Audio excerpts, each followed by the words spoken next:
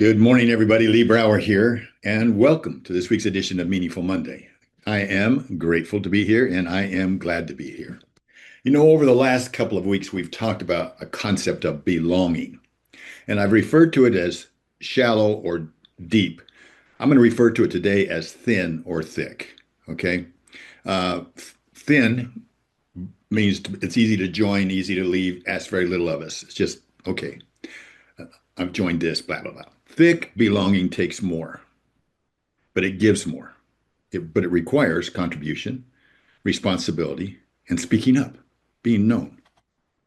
Our challenge last week, if you remember, was to answer the question of who are we as a family? Or what does it mean to be a blank, the name of the family? And then being able to say, this is who we are as a family. The greatest gift we can give future generations is not comfort, it's a meaningful sense of belonging. And when you can identify what does it mean to be a family, that's what it gives. And man, last week, what encouraged me most was how many of you didn't just listen. You named it, you articulated it, you made it real. So I'm going to offer a metaphor that you've heard before that will protect and strengthen that most important kind of belonging. Think of the giant sequoias and redwoods. We talked about this once before. They grow to 250 to 300 feet tall, tallest living things on Earth.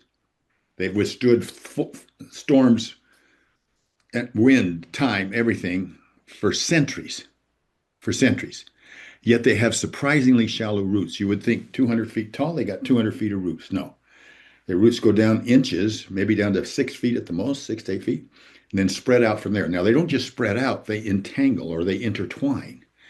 See, they intertwine with all of the other trees that are around them. So if you want to blow one redwood tree down, you got to blow them all down.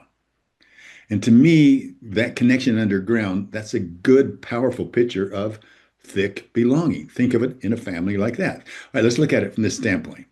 Let's say the tree is you. The tree is the individual. It's what everybody sees.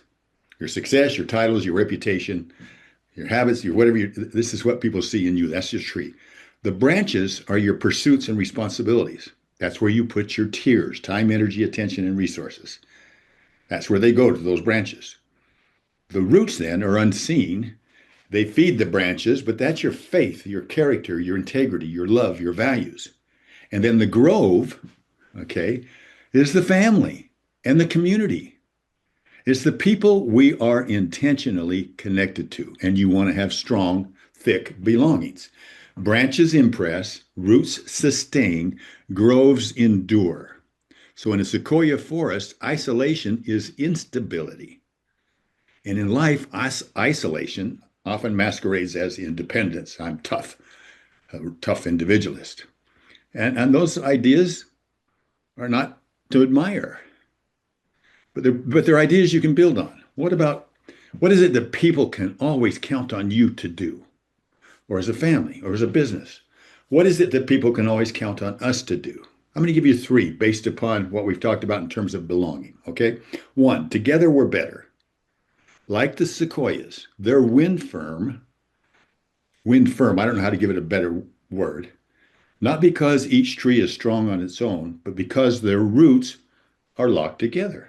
Okay?